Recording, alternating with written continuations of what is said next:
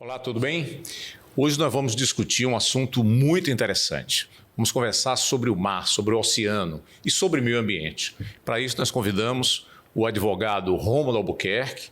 Ele é um advogado que tem se especializado muito nessa área também, tem como cidadão, tem mobilizado e liderado movimentos de defesa do oceano. Vamos lembrar que os oceanos constituem 71% do nosso planeta, né? Inclusive, vocês lembram daquela música do Guilherme Arantes que dizia Planeta Água, que deveria se chamar É Mais Água do que Terra, né? O que a gente chama de terra, parte de litosfera, de solos, é 29%. Então a gente tem que ter muito cuidado com o mar, com os oceanos, porque tem muita vida nesses oceanos e é sobre isso que nós vamos conversar com o Rômulo Albuquerque. Rômulo, eu queria começar fazendo aqui duas lembranças. 2015 foi um ano muito importante para o meio ambiente. Você lembra que em 2015 nós tivemos aquele encontro, a Conferência de Paris, a COP de Paris, onde naquele momento os cientistas do IPCC, do Painel Intergovernamental de Mudanças Climáticas, alertou o mundo que no máximo em 2100, no final do século, nós teríamos que ter uma temperatura média, no máximo 1,5 grau. Se chegando ainda a 2 graus, mas deveríamos ter a meta de 1,5 grau. Vamos lembrar que a temperatura média da Terra hoje já aumentou em 1,2 grau de 1850 até agora. E isso preocupa muito, não só os cientistas, os governos, a sociedade. Muito bem. Também em 2015 aconteceu uma conferência da ONU em Nova York que estabeleceu os 17 Objetivos de Desenvolvimento Sustentável. E o objetivo 14 é vida no mar, ou seja, nós teríamos que ter uma preocupação, um cuidado com a vida no mar. Eu queria compreender o movimento que você tem sendo hoje um dos líderes aqui no Ceará, eu diria no Brasil, em defesa do mar. Por que a gente precisa defender o mar? Por que os oceanos são tão importantes para a humanidade? Arthur, primeiro, obrigado pelo convite, é um prazer estar aqui. Normalmente eu estou junto dos programas assistindo e é um privilégio estar aqui conversando com você, uma pessoa que eu tenho uma profunda admiração. Como você diz, exemplos arrastam, né? E você é uma pessoa de atitude e isso Obrigado. É muito, muito importante. E eu acho que foi muito importante você trazer, Bruno, o ano de 2015, porque eu fiz faculdade nos anos 90, né? E quando você começou a falar de ecologia, no início, mais ou menos nessa época, talvez nos anos 70, com Estocolmo, a questão da emergência climática não era algo tão concreto, não era algo tão próximo da nossa própria geração. Talvez gerações futuras iriam sofrer. Os anos 2000, logo na primeira década, você tem uma transformação em que a crise climática vem para a nossa geração. Então, nós somos uma geração que está alertando para um problema que efetivamente pode ocorrer se não forem tomadas medidas nesta própria... nossos filhos, nossos netos, podemos sofrer. Então, acho que essa é uma grande mudança. Porque quando a gente fala de futuras gerações, nem sempre a Constituição defende, né, o meio ambiente para esta e futuras gerações. Isso. Mas hoje, nós temos um desafio muito grande para esta geração. E o mar, ele se coloca nesse contexto não apenas como um dos 17 Objetivos de Desenvolvimento Sustentável, a água, mas como um dos principais ambientes, não somente pelo seu tamanho, mas pela sua importância. Eu costumo dizer, Bruno, que nós não temos vários oceanos, porque um dos primeiros princípios de cultura oceânica é o oceano é global, é um só e global. Ele é diverso e é global. Na verdade, nós temos várias bacias oceânicas, mas todas elas integradas. Quando, por exemplo, nós vemos o lixo do Congo, o plástico do Congo, bem aqui à frente, sendo trazido pela corrente sul equatorial para o Ceará, é prova de que esse oceano todo, ele se conecta. E ele tem uma importância fundamental na vida na Terra, que é um dos outros princípios. O oceano, ele tem um papel fundamental para a nossa respiração. Ele é o grande pulmão do mundo. É ele que consegue sequestrar carbono para que a gente consiga manter temperatura. E, obviamente, as alterações no ambiente marinho têm uma profunda conexão, não somente com a questão ecossistêmica, mas num diálogo direto com a sociedade. E por que com a sociedade? Porque as pessoas vivem em territórios costeiros. As pessoas caminham para cidades e as cidades caminham para territórios costeiros. Então, os grandes impactos que o oceano tiver serão impactos que cidades como Fortaleza, para citar um exemplo, mas outras ao redor do mundo vão ter. Então, assim, o oceano, ele tem ele participa dessa agenda de discussão de crise climática de uma forma extremamente assertiva. Primeiro, porque ele tem uma importância fundamental para o equilíbrio do planeta, e segundo, porque o que acontecer nele resvalará na nossa sociedade. Veja bem, nós estamos agora vivendo nesse período, um período extremamente chuvoso, não só aqui no Nordeste, aqui no Ceará, por exemplo, a meteorologia falhou, né? Porque se esperava que era um ano de seca aqui para o Ceará, com médias de pluviometria abaixo da média, e nós precisamos ter acima da média. Mas mais grave ainda é o que está acontecendo no Sul, Rio Grande do Sul, sobretudo, né? Temos aí dezenas de mortes, pessoas desaparecidas. Essa crise que nós estamos vivendo no Sul, o excesso de chuvas, tem a ver com o mar, com o oceano? Arthur Bruno, sem dúvida, porque a grande estrutura de transporte, a Terra é um sistema fechado, né? Perfeito. Tudo ocorre aqui dentro. E hoje o oceano tem um papel fundamental, por exemplo, para as chuvas na Amazônia, para chuvas em vários territórios. Então, a alteração climática em ambientes oceânicos, e assim você tem efeitos, e a gente consegue saber as previsões do tempo, basicamente observando o regime de ventos e chuvas em oceano. E a gente percebe qual é a conexão que tem, por exemplo, do Pacífico com o Atlântico. Então, o regime das chuvas está diretamente associado à questão do oceano. E você falando que a gente errou, eu não poderia deixar aqui de trazer uma reflexão que nós temos feito, quem atua na área de meio ambiente e fala de comunidades costeiras, que é o diálogo entre ciência e conhecimento popular. Perfeito. Porque a ciência, obviamente, ela tem recursos poderosíssimos, e ainda bem que os tem, porque avançamos, mas o conhecimento popular não errou. O conhecimento popular disse que nós teríamos chuvas esse ano acima da média. Esse diálogo entre conhecimento popular e conhecimento científico são extremamente importantes, até para que a gente possa trazer a universidade para o ambiente natural, para que a gente possa, como eram os filósofos antigamente, né, observar a natureza e a partir daí poder perceber consequências. Muito bem. Rômulo, eu tenho acompanhado aí o movimento que você é um dos líderes, e com uma preocupação muito grande em relação à poluição, né, dos nossos oceanos. Mas aí, ou do nosso oceano, né, considerando que eles se unem a um só. Isso tem preocupado o mundo inteiro, mas pouca gente reflete que a poluição do oceano, o plástico excessivo no oceano, que tem matado animais, que tem aves, peixes, poluído os oceanos, os esgotos, isso, na verdade, acontece na parte terrena, nos continentes. Essa poluição não é do mar, vem dos continentes para o mar. E eu tenho acompanhado esse movimento que você tem feito no movimento chamado Winds for Future, não é? E por que criar esse movimento? Por que esse movimento é importante? E o que é que ele tem gerado no Ceará? Arthur, nós temos hoje o Winds for Future acabou. Ele começou como um movimento falando de tecnologia e desenvolvimento sustentável, e como nós quisemos trazer o vento e o kitesurf como um dos divulgadores dessa agenda, a gente acabou se conectando a uma agenda azul. Hoje nós podemos nos considerar como um movimento que fala sobre oceano, nas suas diversas dimensões. E a questão da poluição de fonte terrestre é, sem dúvida, uma das principais consequências ou dos principais efeitos da sociedade costeira que nós atacamos. E, sobretudo, porque ele volta. Né? Grande parte do plástico e do lixo que vai para o mar, né? Ele fica em ambientes costeiros, ou do lado de cá ou do lado de lá do às vezes vai para outro continente. Né? É o que eu citei agora há pouco. Eu estava no Cumbuco no final do ano, né? E coletando, junto com a minha filha, material de tampas e plástico do Congo, né? Transportado quilômetros e quilômetros aqui à frente.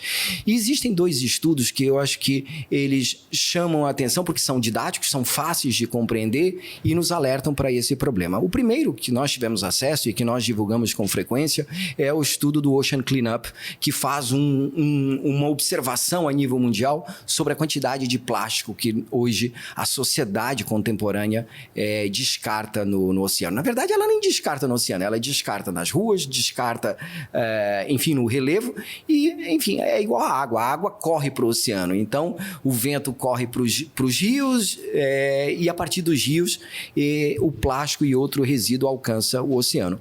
E o Ocean Cleanup deixa muito claro que os principais vetores para transporte de plástico para os oceanos, além do vento, obviamente, é o sistema hídrico, ou seja, os nossos recursos hídricos. Eles estimam que 80% do plástico que está no oceano vem de 1.000 rios. A gente já chegou a conversar isso. Perfeito. Eles pegaram os principais rios no mundo e identificaram que esses rios respondem por 80% do plástico que vai para o oceano. No Brasil são vários, né?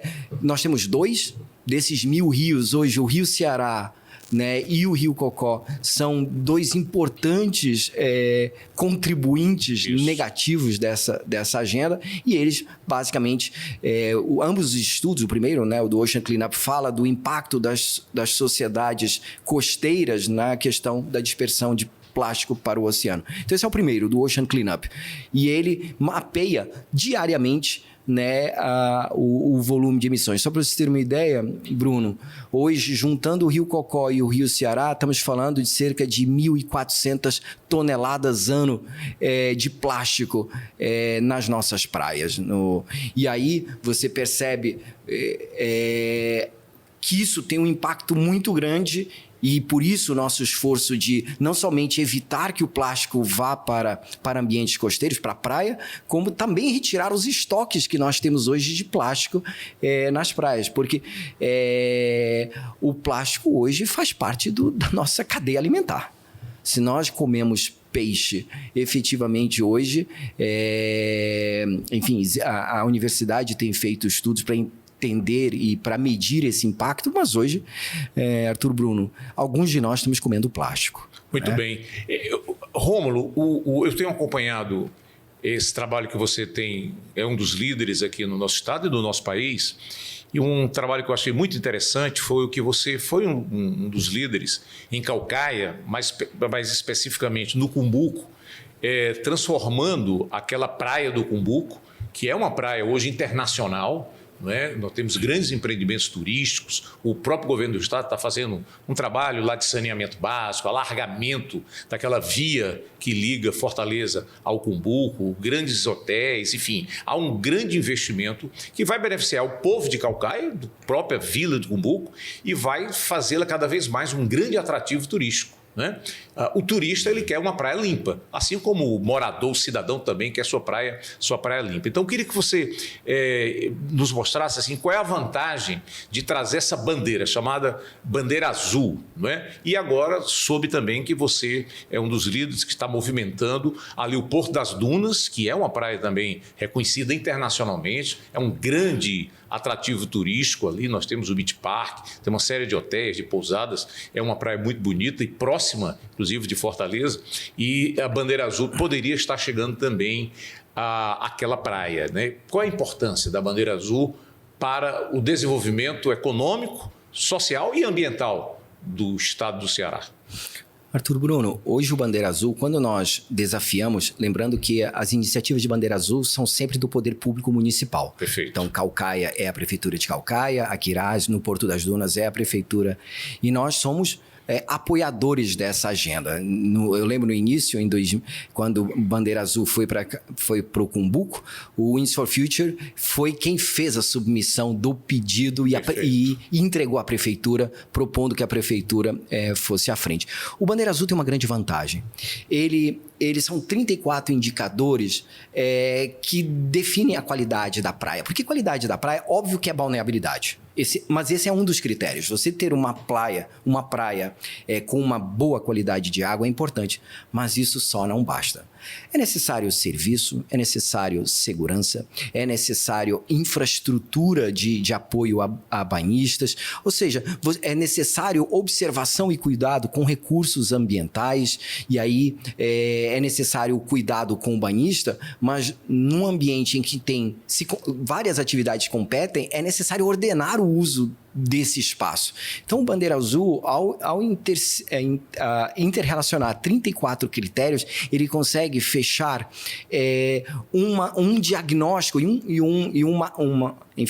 uma abordagem multidisciplinar de uma praia. E isso é uma grande vantagem para você não somente falar de qualidade da areia da praia ou qualidade da água, mas você falar de outros critérios importantes para a qualidade da praia. Essa é a grande vantagem do Bandeira Azul, porque ele te propõe uma agenda com toda a metodologia, é praticamente gratuita, ou seja, as prefeituras hoje conseguem trabalhar esse checklist desses 34 indicadores e evoluir em cada um e perceber.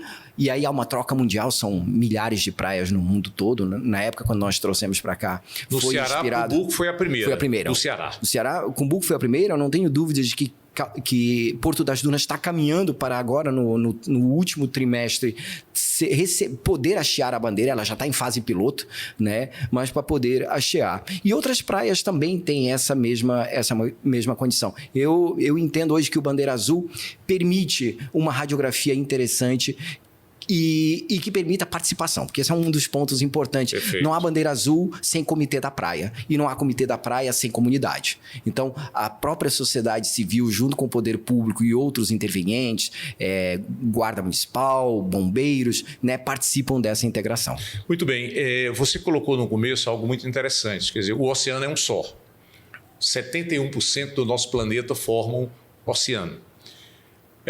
Portanto, esse movimento ele não pode ser apenas local. É importante que cada um queira sua praia limpa, né? Que o município queira suas praias limpas. O Estado também, né? Sem poluição, né? E preservando a vida marinha e tal. Mas um país só não faz verão. Nós temos 195 países organizados como estados, né? 193 fazendo parte da ONU, Organização das Nações Unidas. E eu tenho acompanhado que você tem participado de conferências, as conferências dos oceanos. Me fale dessas conferências, o que é que elas têm trazido de importante, como a sociedade pode se engajar nesse movimento que é um movimento mundial em defesa dos oceanos. Perfeito, Bruno. Hoje você citou no início, em 2015, você tem o grande desafio dos Objetivos de Desenvolvimento Sustentável, ou seja, traça 17 visões integradas para um planeta sustentável, e você falou da ODS 14, né, Vida na Água. E a própria Nações Unidas, através da Unesco, né, dedicou a década que começou em 2021 até 2030 como a década do oceano. E isso traz a década da ciência oceânica. Inclusive nós dois estivemos juntos, Bruno, em Lisboa, na conferência do oceano, eu não esqueço uma das aulas de percepção que eu tive, em que das lideranças ali presentes dizia exatamente, primeiro, nós não temos um planeta B, e eu acho que isso não é para alarmar. Mas é para entendermos que o que fazemos aqui, por ser um sistema fechado, ocorre aqui. Então, se errarmos, estamos errando no nosso planeta e não temos uma nave espacial para ir embora. Então, essa é uma primeira percepção de que não temos um planeta alternativo. A segunda é que nós não podemos ter tabus. A gente não pode colocar debaixo do tapete discussões importantes que envolvam conflitos, como, por exemplo, que usos dar ao nosso oceano, né? A fronteira econômica no oceano, ela é monumental, tão quanto em terra. Eu costumo dizer que se desses moradores da Atlântida, né, saísse do fundo do mar e ele perguntasse que economia é essa na Terra, nós diríamos, puxa vida, uma economia enorme, é difícil falar de uma única economia da Terra. também é muito difícil falar de uma única economia do mar, porque o oceano tem muitos recursos naturais. O Brasil, nos últimos anos, identificou, por exemplo, na questão de energia, uma das grandes potencialidades, mas é importante discutir que oceano queremos, né? E a ciência é importante para isso. Então, ele diz, nós não podemos ter tabus na discussão. Nós temos que... E aí, não ter tabus é colocar interesses dos diversos stakeholders, dos diversos grupos detentores de direitos, porque existem aqueles que participam daquele ecossistema, mas tem pessoas que têm, como comunidades tradicionais, que têm direitos àquele ecossistema. Então, é necessário que eles participem de uma forma, inclusive, privilegiada dessa discussão. Então, a segunda é não ter tabus. E a terceira é usar da ciência para nós avaliarmos impactos, né? Como a gente aprendeu em licenciamento ambiental. Perfeito. Temos que fazer diagnóstico, analisar os impactos e, a partir daí, fazer prognóstico do que pode ocorrer se fizermos ou não fizermos. Perfeito, né? perfeito. Então, a agenda da década do oceano ela é extremamente importante. Então, nós temos basicamente hoje rodando duas grandes agendas em oceano. A agenda da Conferência do Oceano, que é uma conferência global que discute, por exemplo, poluição por plástico, que é um dos grandes problemas, mineração. Né? Mineração marinha é um outro, ou seja, que uso nós vamos dar aos nossos fundos marinhos, grande parte deles internacionais, né? Porque nós temos os espaços nacionais das zonas econômicas exclusivas, mas o grande oceano é internacional. Né, é de todos, é patrimônio comum da humanidade. Né? Então, que uso vamos dar a esse recurso que é de todos e que todos devem, independentemente de terem territórios marítimos, né? Ou, por exemplo, pega o Paraguai ou outras regiões, ou você ser ilhas, ou num ambiente insular, como você lida com esse grande espaço. Então, a ciência, dialogando também com o conhecimento popular, o conhecimento tradicional tem um impacto. Então, você tem a conferência da década e tem a Conferência dos Oceanos, e você tem a Conferência da década que discute, e esse ano foi extremamente importante em Barcelona, há 3 semanas atrás, Bruno, porque de uma forma muito bem trabalhada já tinha se definido quais são os princípios dessa cultura oceânica, mas se definiu agora quais são os desafios, os 10 desafios que hoje podem atrapalhar o nosso avanço até 2030. Muito bem. Você falou uma coisa muito interessante, porque normalmente a gente pensa território, a área terrestre, não é? E aí vem um detalhe interessante, com as 200 milhas oceânicas, o Ceará, por exemplo, nós temos o território terrestre de 149 mil quilômetros quadrados. Mas o nosso território marinho, que é também Ceará, é de 249 mil. Ou seja, o território marinho, que é território do estado do Ceará, é 170% maior do que o território terrestre. E eu queria te perguntar o seguinte, como se conscientizar disso? E como, ao mesmo tempo, fazer a defesa do meio ambiente, da vida existente, né, e dos recursos naturais existentes, e explorar economicamente, porque o Ceará tem um enorme litoral. Né? Um enorme litoral. Nós temos 20 municípios que têm costa, que têm litoral. Né? E esses municípios, eles têm pesca, eles têm mineração, o Ceará tem um grande potencial para usina eólica offshore, ou seja, no mar. Não é? Você tem aí, portanto, petróleo, aí agora essa zona equatorial, essa margem equatorial que a Petrobras anunciou recentemente. Então, como conviver? Né? Eu acho que é um desafio. Como é que você pensa isso? As instituições que você tem dialogado estão pensando esse desenvolvimento do nosso litoral e, ao mesmo tempo, preservar o meio ambiente? Bruno, onde há riqueza, há disputa. Eu acho que a gente tem que... Eu falava há pouco dos tabus. É importante que a gente coloque na mesa as oportunidades e os desafios associados ao desenvolvimento. A ONU, né, ela qualifica como sustentável um atributo do crescimento das nações, que é desenvolvimento. É necessário desenvolver. Nós não podemos simplesmente condenar, e para nós é até mais fácil porque, enfim, nós somos privilegiados dentro de uma sociedade cheia de desafios. Nós não podemos condenar o Estado do Ceará a não aproveitar desenvolvimento. Só que existe um adjetivo desse desenvolvimento. Esse desenvolvimento precisa ser sustentável. E eu me recordo, semana passada eu estava lendo, a Bahia aprovou agora, há 2 semanas, a sua lei...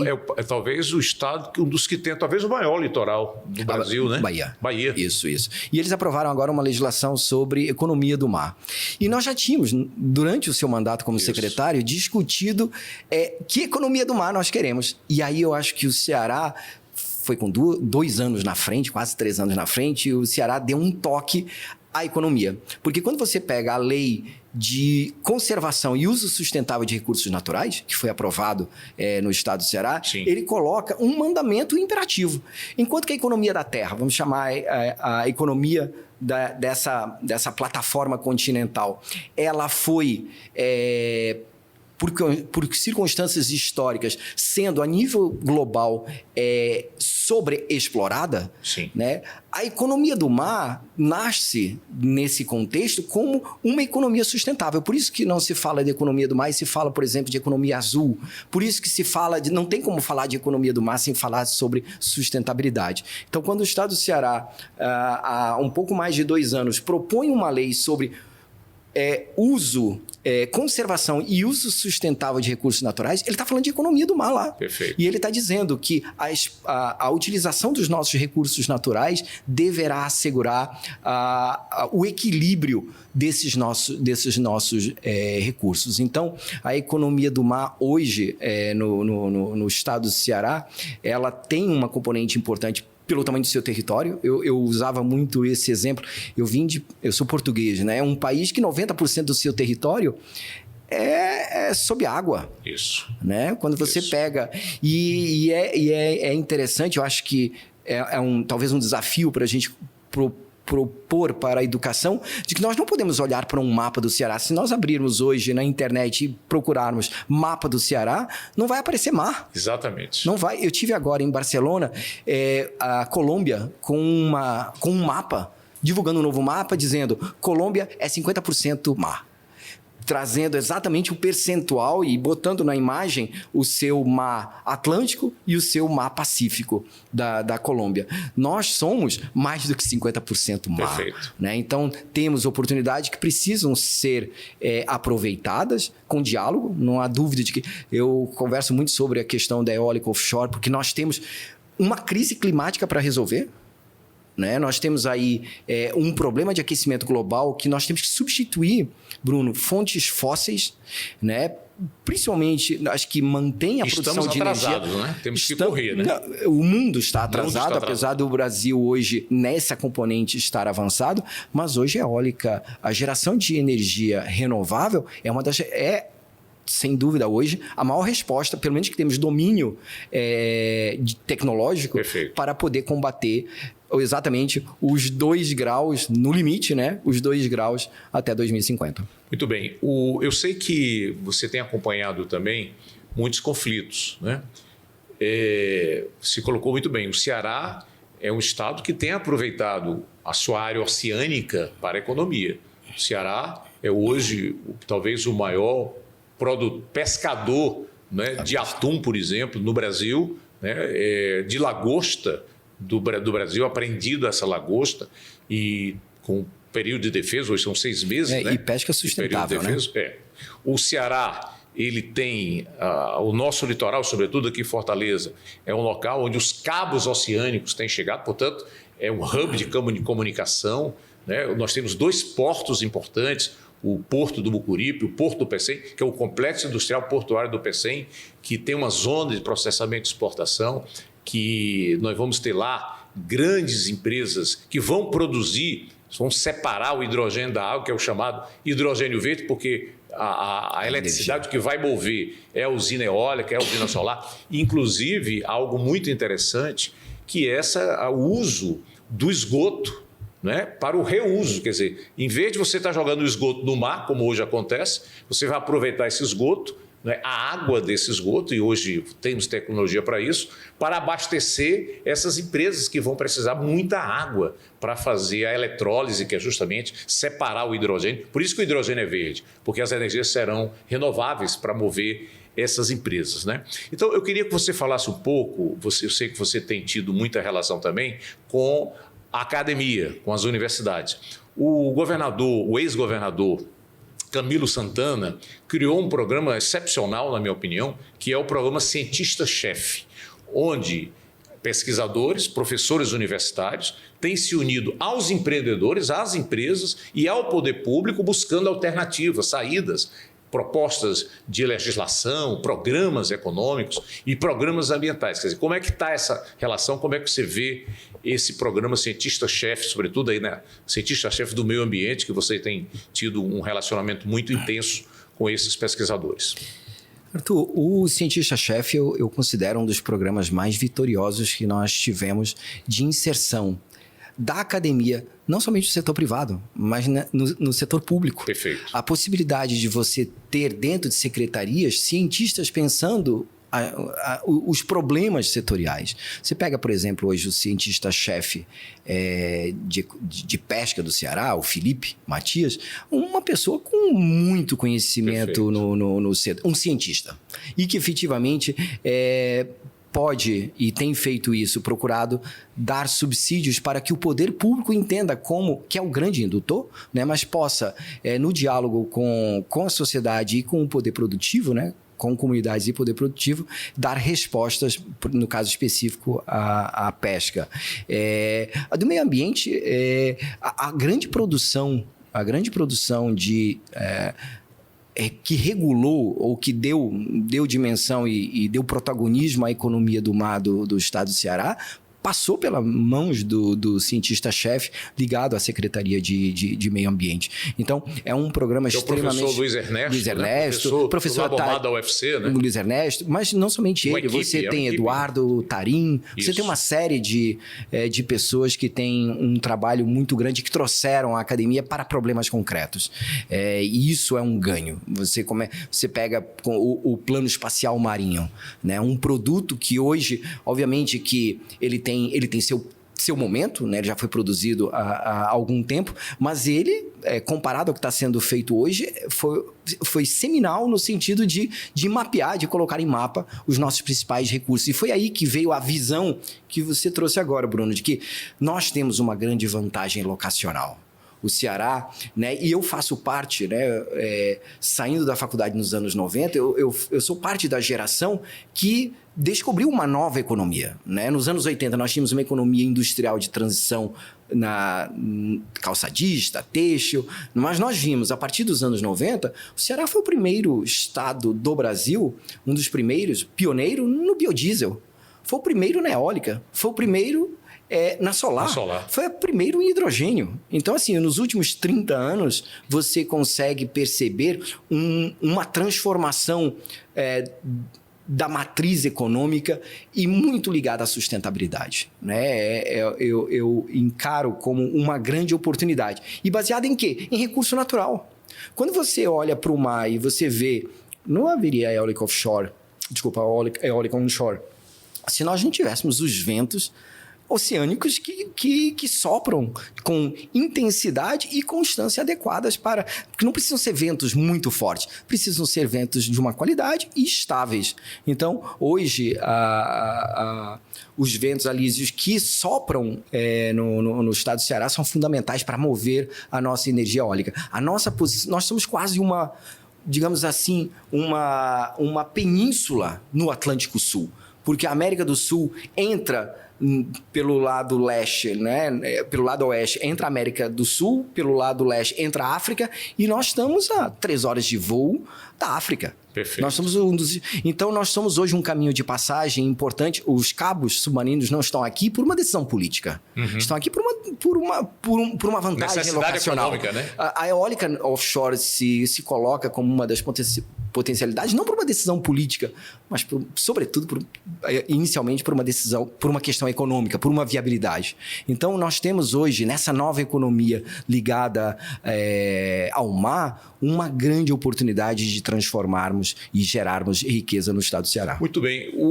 Rômulo, também o movimento que você tem participado aí nos últimos anos é muito interessante, que eu acabei de citar no início, o Indies for a Future, e você acaba esse movimento ele atraindo também para o Ceará, para uma vocação que nós temos pelos ventos fortes e constantes, sobretudo aí no segundo semestre, que é o KITE, né? Interessante, quer dizer, nos últimos anos a gente tem visto as praias do Ceará com kite, né? E são turistas da Europa, dos Estados Unidos, de vários continentes, e vêm aqui no segundo semestre, sobretudo no segundo semestre. Como é que você tem conseguido atrair? Eu sei que esse ano, qual é a estratégia de atração? Porque eles também são ambientalistas, na sua grande maioria. Como eles gostam do mar, dependem muito do mar para praticar o seu esporte, eles querem um mar limpo, né? Um mar sendo preservado na sua vida, né? Com os recursos naturais. Qual é a estratégia para esse ano? Bruno, eu conheci o kite na caminhada, na jornada, nessa nossa agenda, porque quando lá em 2018 para 2019 nós decidimos falar de sustentabilidade e inovação, falar de sustentabilidade um pouquinho antes da pandemia não era ESG, não era um tema fluente como é hoje. E a gente, como é que a gente vai fazer um evento falando de tecnologia e sustentabilidade? Isso era pouco atraente, né? E aí a gente decidiu usar o vento, por isso que o projeto se chama Ventos para o Futuro, e usou o kite. E aí, não sei se você se recorda na época, o Richard Branson, o Sir Richard Branson da Virgin, o que foi agora ao espaço, ele tinha o maior recorde mundial de velejo coletivo. E a gente acreditou que o desenvolvimento do kite poderia ser um bom garoto propaganda para discutir sustentabilidade e inovação. A gente quebrou o recorde em 2019, depois quebrou o recorde. É bom lembrar isso. Vocês conseguiram colocar no Cumbuco a maior quantidade de kitesurfistas no mundo. No mundo. Nós, em 2019, quebramos o recorde mundial. Estamos no Guinness, né? No Guinness. Naquela época, com 554 kitesurfistas. Veio a pandemia. Por um lado, foi um momento extremamente perturbador para todos nós, mas acabou nos dando a oportunidade de desenvolver um projeto, de sairmos de um evento para um movimento. E hoje o Hub Cumbuco é um projeto permanente que nós temos no Cumbuco, roda como uma experiência de articulação comunitária. E quando saiu a pandemia, nós desafiamos kitesurfistas novamente para quebrarmos o recorde, quebramos o nosso próprio recorde, aí com 884 kitesurfistas dentro d'água, mas a grande revolução, Bruno, foi em 2023, no ano passado, porque não fazia mais sentido quebrarmos o nosso próprio recorde mundial, né? Deixa que alguém o quebre, mas nós queríamos efetivamente deixar clara a conexão entre meio ambiente e o esporte e a inovação. E foi aí que nós lançamos o desafio 1 quilômetro, 1 quilo.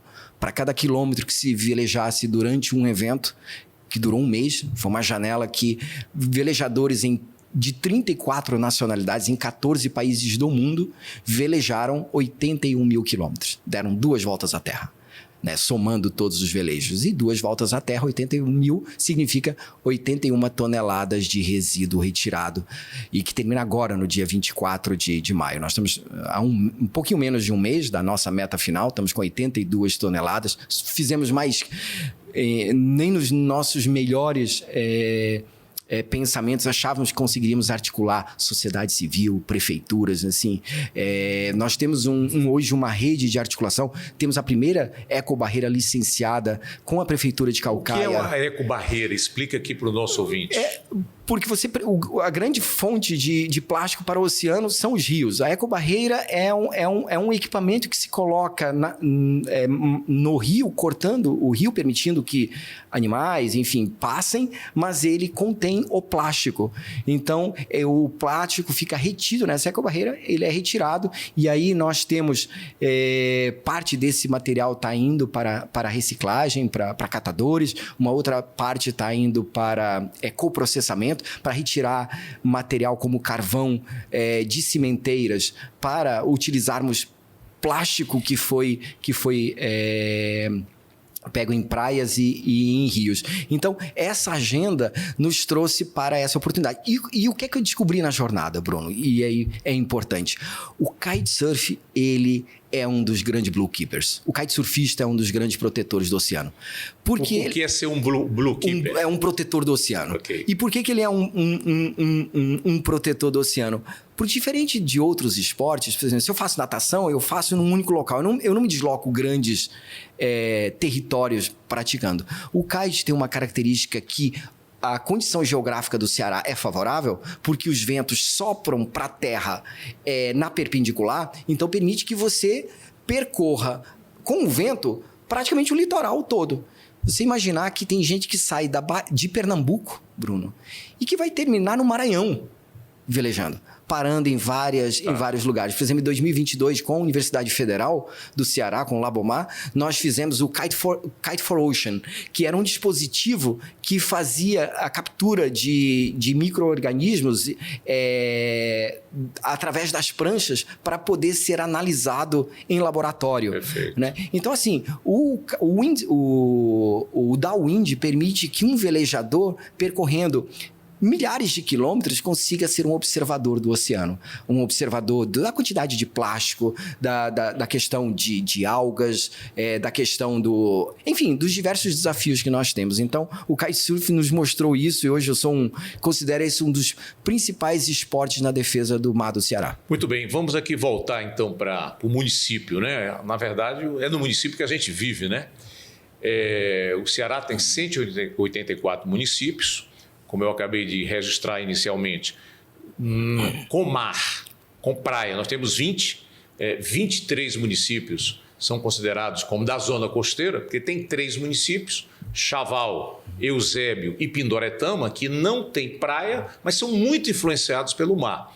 Mas nós temos isso que você acabou de falar. As nossas bacias hidrográficas, elas acabam chegando ao mar, né? E vamos aqui voltar para Fortaleza. Nós temos na fronteira com Caucaia, né, a bacia hidrográfica do Ceará-Maranguapinho. A gente fala do rio Ceará, que é o que chega ali na Barra do Ceará, a Foz, mas tem o Maranguapinho, que talvez seja até um rio mais importante do que o rio Ceará.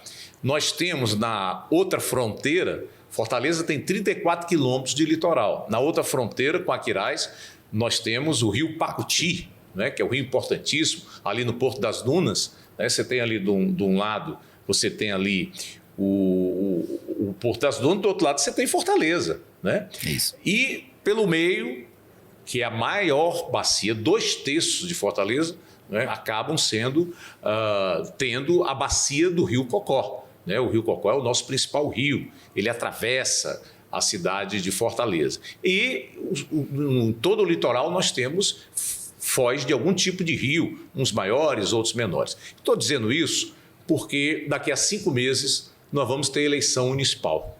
Né? Eleição que vai eleger prefeitos e eleger vereadores. Qual é a mensagem que você passa para a defesa da sua ideia, da sua bandeira, e o que é que o eleitor deveria estar exigindo dos candidatos a prefeito e vereador no que se refere a essa questão de defesa dos oceanos, dos nossos recursos hídricos, que acabam levando toda essa poluição para o nosso oceano?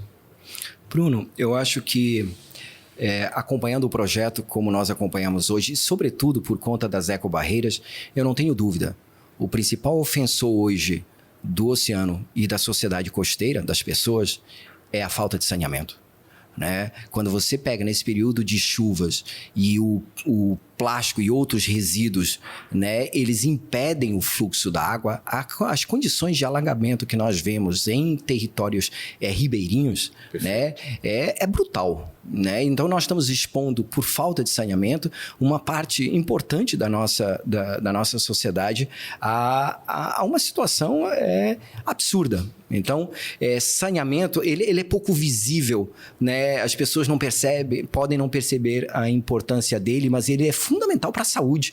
E aí, voltando para a saúde do oceano, mas sobretudo para a saúde das pessoas. Olhando, por exemplo, o Maranguapinho, que entre o Rio Ceará e o Maranguapinho, você tem um outro curso d'água que atravessa o conjunto Ceará, porque o Maranguapinho está mais para dentro de Fortaleza, né? E você vê o impacto que esse resíduo hoje, grande parte dele, quase 80% dessa bacia está dentro de Fortaleza, ela vai para a foz do Rio Ceará e pelas correntes sobe para Caucaia, para os municípios a oeste. Então nós temos um impacto muito grande em praias que são importantes para nós, porque tem plástico na beira da praia e precisa ser retirado. Quanto nós não gastamos com a falta de saneamento? Então, me parece que essa é a principal, o principal desafio e muito grande. porque não é fácil resolvê-lo. Eu tenho visto Prefeitura de Fortaleza, Governo Federal e outros municípios, o volume que hoje Caucaia, por exemplo, gasta para poder desimpedir esses cursos para que na época das chuvas você não tenha impactos maiores é grande. Mas há um ponto também, aí paralelo, que eu acho que a gente tem avançado, que é a questão da cultura oceânica. Você precisa pertencer para que você queira e que você participe, você precisa ser parte. A questão de pertencimento é um elemento importante. Nós, pelo INDES, temos feito muita advocacy no sentido de fazer com que o poder público municipal, porque estamos falando de educação básica nos primeiros anos, os jovens possam dialogar sobre cultura oceânica, sobre exatamente o que ele representa para nós, principalmente no Ceará, em que boa parte da nossa sociedade vive nesse ambiente costeiro. Então, ver hoje o Ceará sendo citado a nível nacional como um dos estados que mais municípios implantaram dentro do seu currículo a cultura oceânica, e Bruno, você acompanhou isso, porque começou exatamente com um movimento puxado por você na secretaria, é extremamente positivo.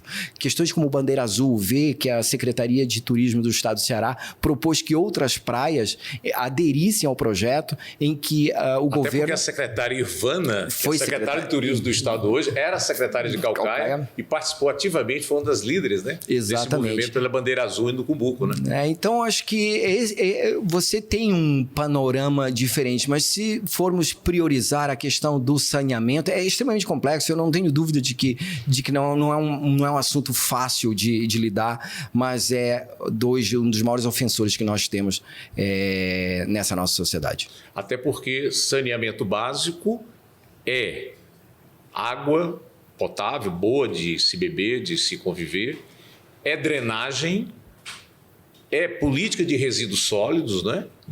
E também é esgotamento sanitário, não é isso? Temos esse grande desafio que é chegar agora, já, né, em 2033, com 90%, né, da nossa população urbana com esgotamento sanitário e 99% com água potável, água boa, para a população sendo abastecida. Só que muitas vezes essas obras são enterradas, né?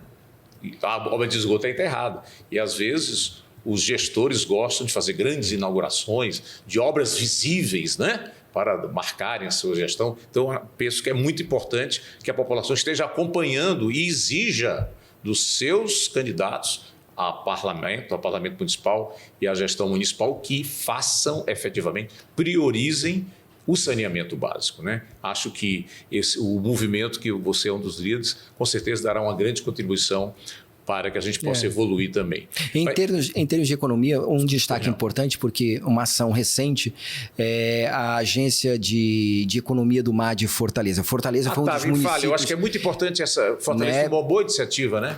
Porque percebendo da importância do mar para a cidade, né, a criação de uma agência que tenha uma agenda ligada à economia do mar e que fala exatamente também do esporte, mas fala do turismo, fala da pesca, ou seja, é um caso pioneiro que pode e que deve ser replicado em outras realidades. É que eu acho que é um debate interessante, esse debate, porque como a gente acabou de ver que o território marinho ou oceânico é maior do que o território terrestre, tem que ter um órgão que trate especificamente dessa área, que é a maior área, né? É como você vê, o Ceará, ele tem 14 regiões administrativas, mas não tem uma região administrativa do mar. E Fortaleza tomou essa boa iniciativa. Você tem os 12 regionais em Fortaleza, mas faltava uma espécie de regional para tratar da economia do mar, nos seus mais diversos aspectos. Né? Então, eu creio que foi um avanço. Rômulo, eu queria que você, agora, para concluir esse nosso bom debate, me colocasse quais são as perspectivas para esse ano. O que é que está aí na agenda do oceano nesse ano em que a instituição que você lidera deverá participar? Nós tivemos agora no primeiro semestre a Conferência da Década em Barcelona. Não somente nós, mas tivemos uma delegação importante do estado do Ceará.